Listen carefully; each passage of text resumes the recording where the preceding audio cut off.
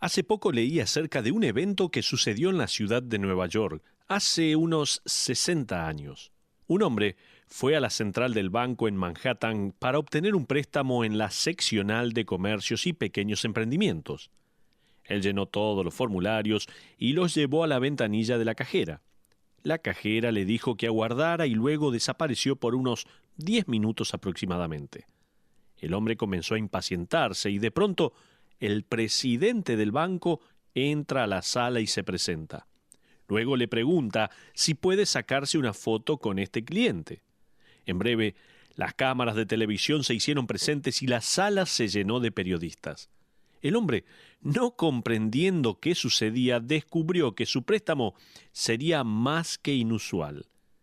El día anterior, los registros bancarios mostraban que al otro día, la cantidad de préstamos hechos por ese departamento llegaría a la suma de $1 billón. Los directivos del banco decidieron hacer de esto un evento publicitario y se pusieron de acuerdo en dar como regalo la cantidad de préstamo que el primer cliente que apareciera buscara. Este hombre fue el cliente afortunado. Él llenó todos los formularios para que le prestaran $6,000, pero en vez de eso, frente a las cámaras de televisión le regalaron $6,000. El banco, en efecto, decidió revertir las leyes de préstamos y hacer que este hombre afortunado recibiera un regalo. Él no se lo ganó. Tal vez hasta ni siquiera se lo merecía, pero lo obtuvo. Los representantes del banco le dijeron: vamos a tomar una deuda y ponerla en nuestra cuenta y arreglaremos las cosas con nuestros vastos recursos. Usted no tendrá que pagar nada. Este dinero regalado no venía con ninguna cláusula escondida ni ninguna trampa. Él no tenía que prometerles que iba a continuar haciendo transacciones con ellos, si bien estoy seguro que pasaría a ser un cliente fiel, pero no tenía que prometer que iba a traer más clientes, si bien estoy seguro que le contó a todos lo que en este banco había sucedido seguramente. No, él no tuvo que hacer nada, él solo debía recibir de los vastos recursos del banco, él recibiría $6,000.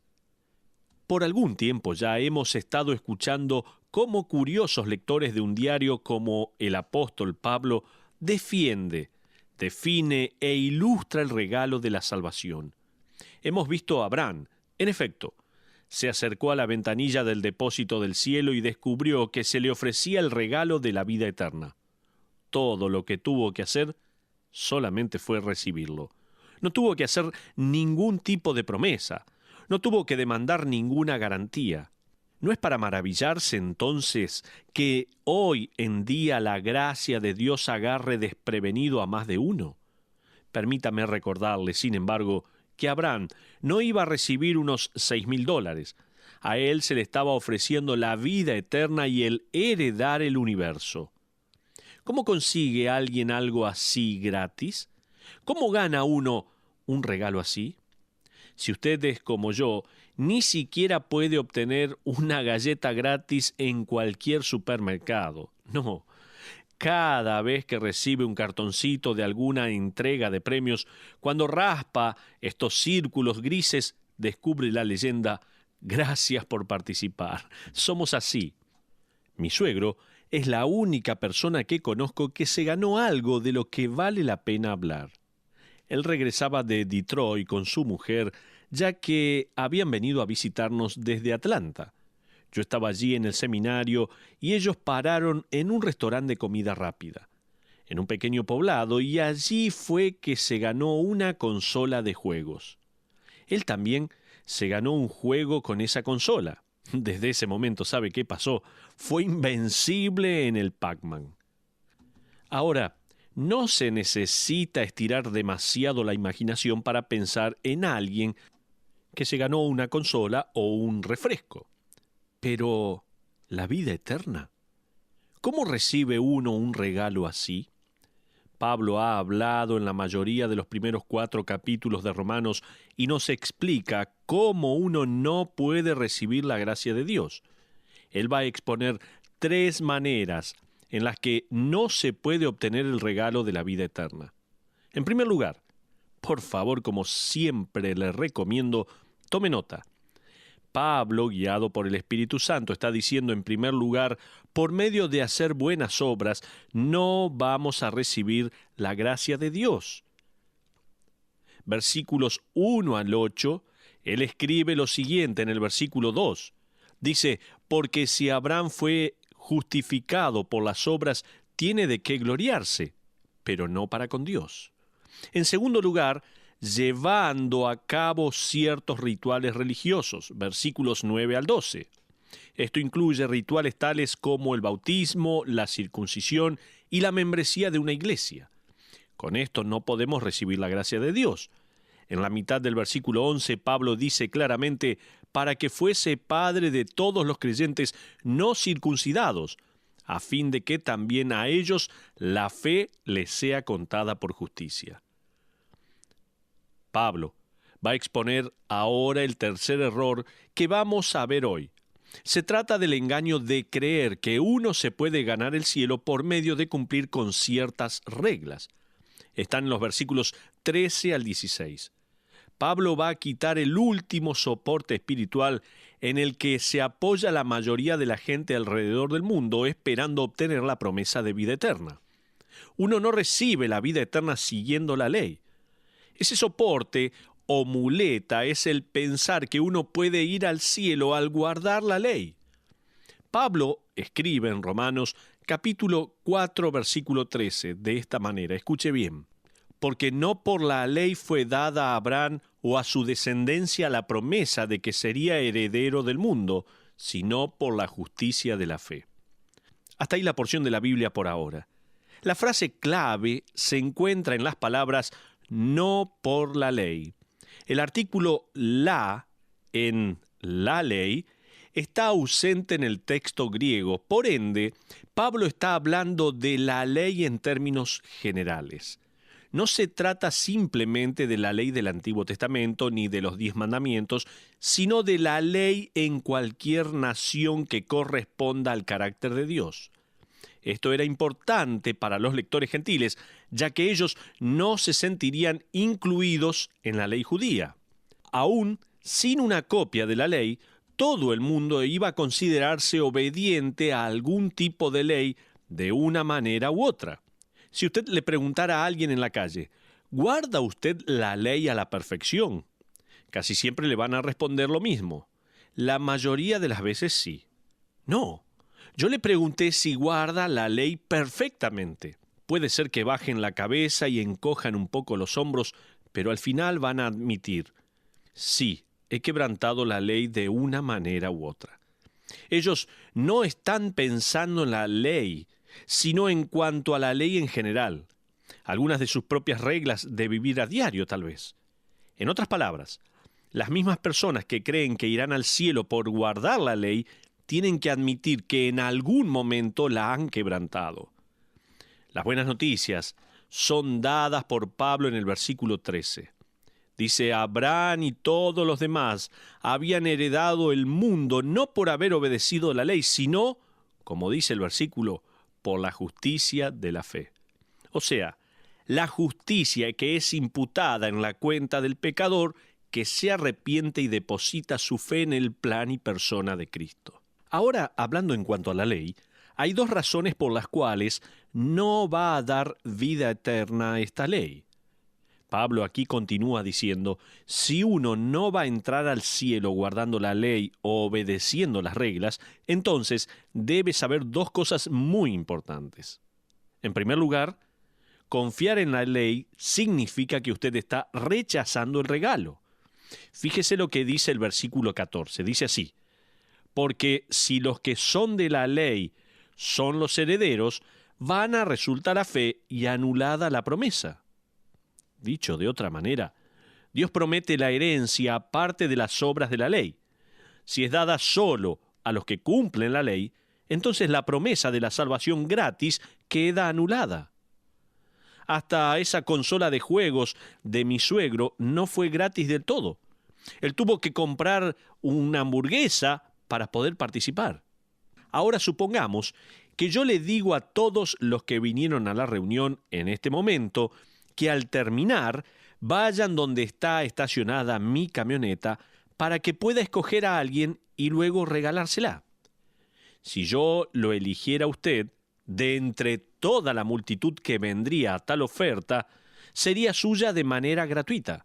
Yo alejaría mi brazo con las llaves en la mano, pero digamos que cuando usted está por apoderarse de las llaves, yo se las quito y le digo, un momento, ¿es usted miembro de esta iglesia? No. ¿Ha sido bautizado? No. ¿Está apoyando financieramente las necesidades de esta iglesia? No, me dice usted. ¿Está involucrado en algún ministerio de esta iglesia? No.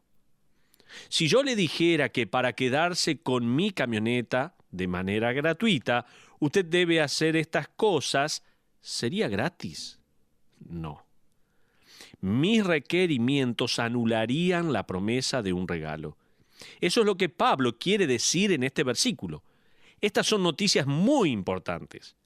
Uno no puede recibir el regalo de la salvación y a la vez hacer cosas para poder pagarlo. Escuche lo que dijo el famoso pastor y expositor bíblico Donald Grey Barnhouse acerca de las personas que creen ser salvas, pero que, en realidad, han sido engañadas al mezclar la gracia y el regalo de la salvación con las obras. Él escribió lo siguiente, escuche muy bien. Barnhouse dice esto: hay una categoría de personas que estarán ausentes en el cielo y estarán furiosos por ser excluidos. Se trata de los que dicen creer que Cristo es Dios y que la salvación es por medio de su muerte en la cruz y creen en los milagros y la inspiración de la Escritura, pero le agregan algún tipo de condición a la salvación aparte de la gracia. Están aquellos que son ortodoxos en cuanto a la persona y obra de Cristo, pero agregan que a esa fe, por ejemplo, uno debe guardar el sábado como día de reposo. Hay otros que también son ortodoxos en cuanto a la persona y obra de Cristo, pero que dicen que las aguas del bautismo quitan el pecado original. Creo que muchas iglesias acogen a estos falsos creyentes que han adoptado la actitud mental de aceptar la posición ortodoxa en cuanto a la persona de Cristo como el único Salvador, pero que en realidad rehúsan dejar de lado los esfuerzos de la carne y la ley para ser salvos solo por Cristo.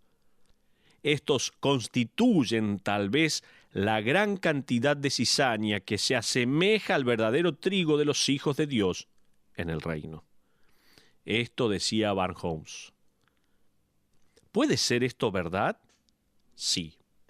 Considere la cantidad de personas que estarán ante la presencia del Señor en el día del juicio y serán echados al fuego.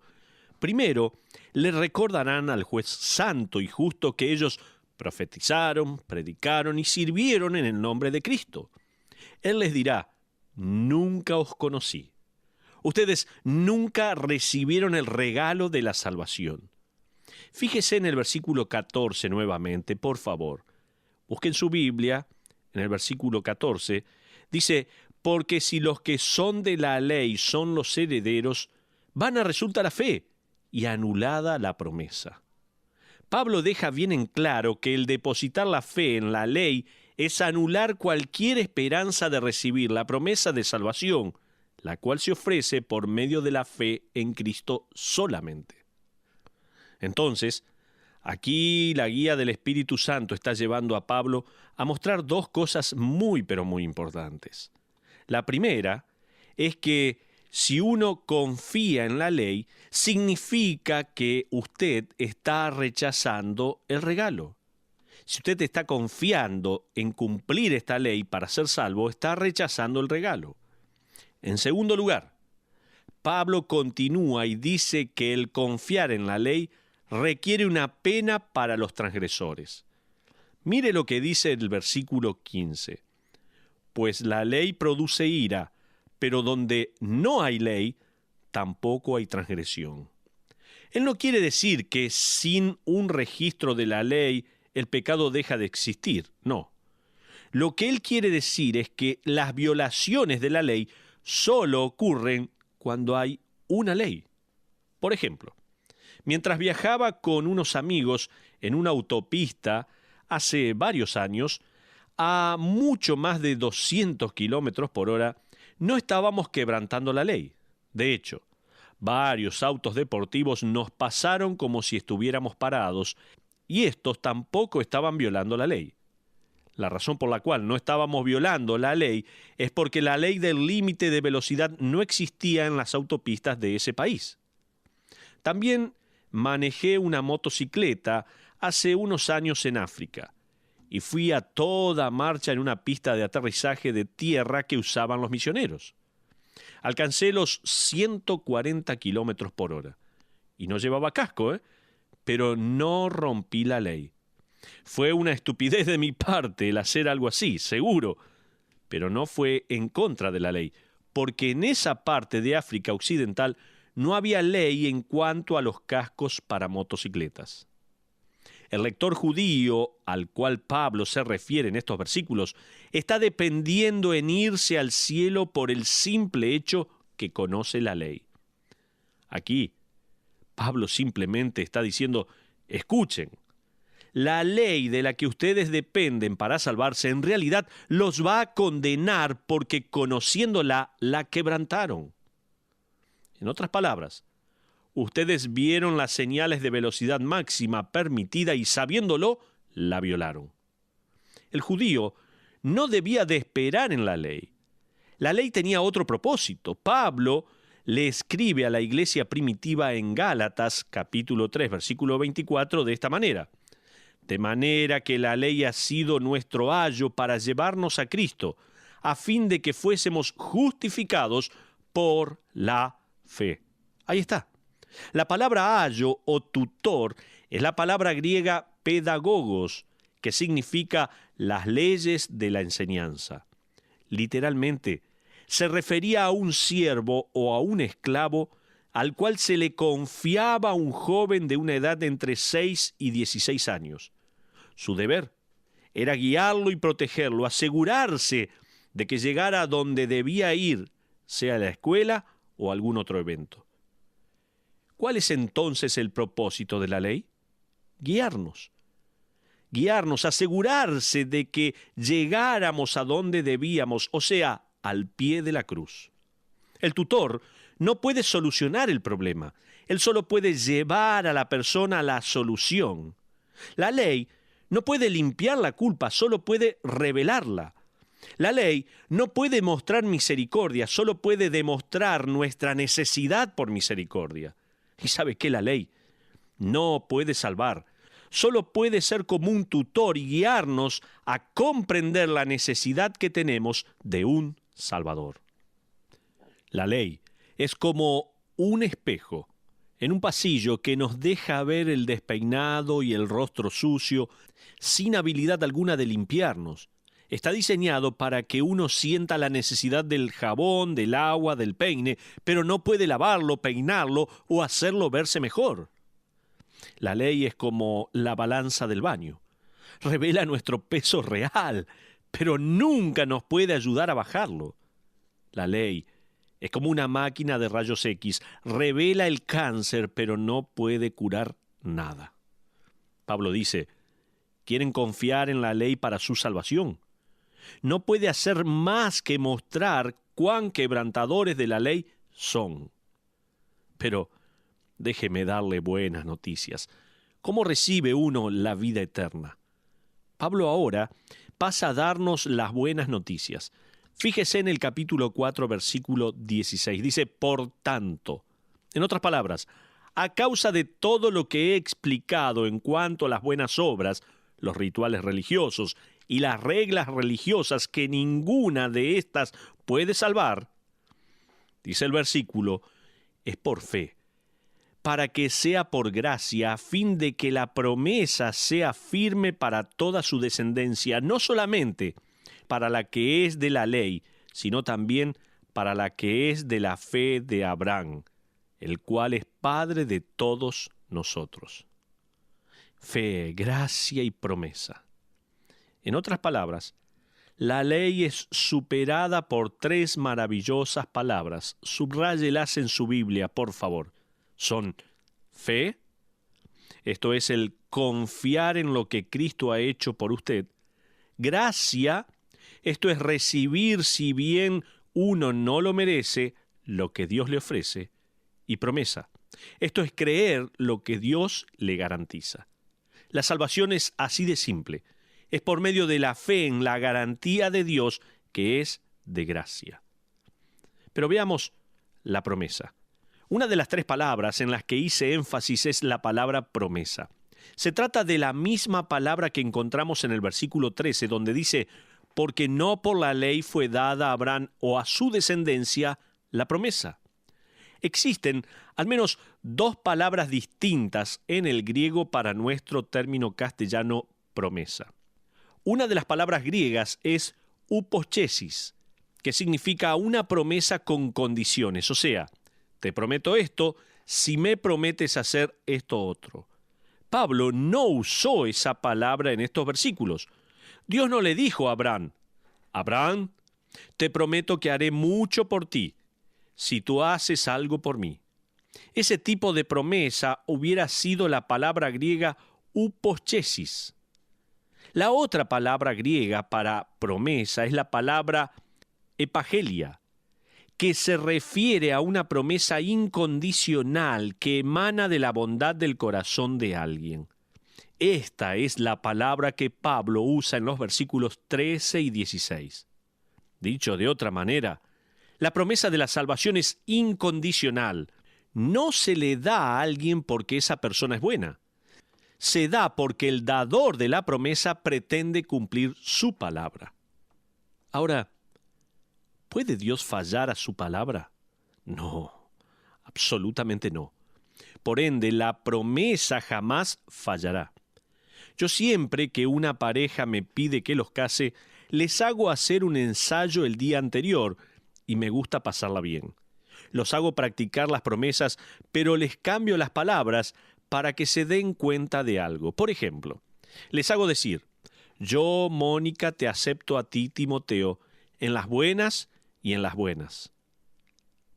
Los hago reír un poco con esos pequeños cambios, aunque más adelante en sus vidas, por ahí no sea tan gracioso si es que se vuelven pobres. La promesa significa, sin embargo, que no importa cuán ricos seamos o cuán pobres, yo estoy comprometida a seguirte sea cual fuere la circunstancia. Esa es la idea. Recuerda el secreto del éxito de una mujer. La abuela de Roderick Marfan, en sus bodas de oro, reveló el secreto de su feliz y longevo matrimonio. Cuando los invitados le preguntaron, ella respondió, bueno, el día de mi boda decidí escoger 10 de las fallas de mi marido que a causa de nuestro matrimonio decidí no verlas nunca. Uno de los invitados le pidió si podía decirle cuáles eran esas fallas. Ella respondió, para ser honesta, jamás las escribí. Pero cuando mi marido hacía algo que me enfadaba, yo me decía a mí misma, tienes suerte, esa es una de las 10 fallas que le permito. Qué hermoso concepto. ¿Cuántos podríamos hacer lo mismo, no?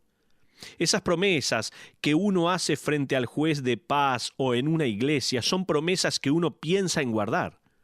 Es por eso que usted alquiló un traje, pero no alquiló el anillo de casamiento. El anillo no se alquila por un fin de semana. Las promesas dependen del carácter del que las hace. ¿No es así? A veces se rompen. Sin embargo, Abraham y cada uno de ustedes recibieron una promesa de Dios y Él nunca la va a romper. Para Pablo, Abraham es la evidencia presentada ante la nación entera de judíos como gentiles que la salvación es una cuestión de gracia y fe solamente en Cristo. La salvación no depende del nacimiento natural, no depende del linaje de uno o de su nacionalidad, sino de la herencia espiritual. No es algo en lo que uno nace, sino algo en lo que uno nace de nuevo. No es un evangelio de raza, sino un evangelio de gracia.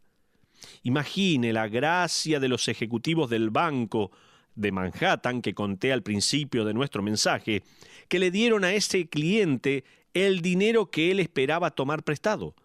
Ese hombre no se merecía ese regalo, pero lo recibió de todas maneras.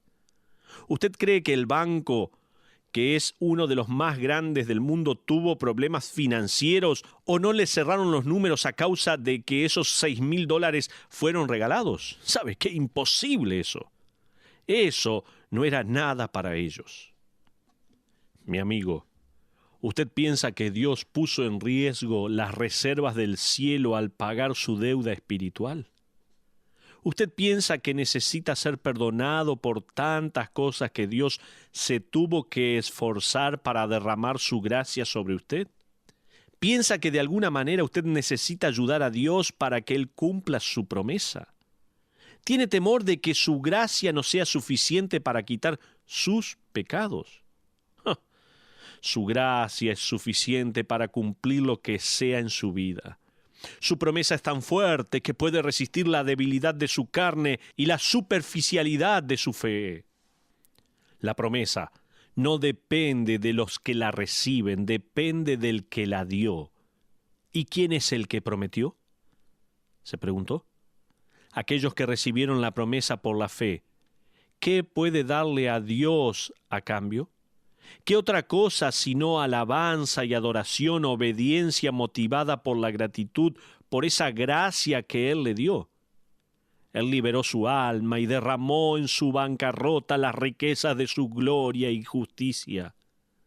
¿Quiere llegar al cielo intentando cumplir con la ley? Inténtelo, pero jamás lo logrará. De hecho, va a anular ese regalo y quedará condenado un día ante la misma ley que quiso cumplir. Reciba la promesa. Reciba el regalo incondicional de gracia por medio de la fe en Cristo que anula la ley. Cuando comencé esta serie titulada Padre Abraham, me vinieron a la mente las palabras de un poeta que escribió en el siglo XIX. Tal vez, después de escuchar estos mensajes, estas palabras signifiquen mucho más para usted. El escritor de este himno lo puso de esta manera. Él dice así: nada de lo que estas manos puedan hacer lograron salvar esta alma culpable. Lo que esta carne ha logrado no podrá enmendar mi espíritu. Lo que sienta o haga no puede darme paz con Dios. Todas mis oraciones, súplicas y lamentos no pueden quitarme la carga que llevo. Solo tu obra, oh Cristo, puede aliviar esta carga de pecado. Solo tu sangre, oh Cordero de Dios, puede darme paz interior. Solo tu gracia, oh Dios, puede darme perdón. Solo tu poder, oh Hijo de Dios, puede romper esta esclavitud. Bendigo al ungido de Dios, descanso en su amor divino, y con labios imperfectos voy a llamar a este Salvador mío. ¡Qué maravillosas palabras! Espero que también sea su propia experiencia personal.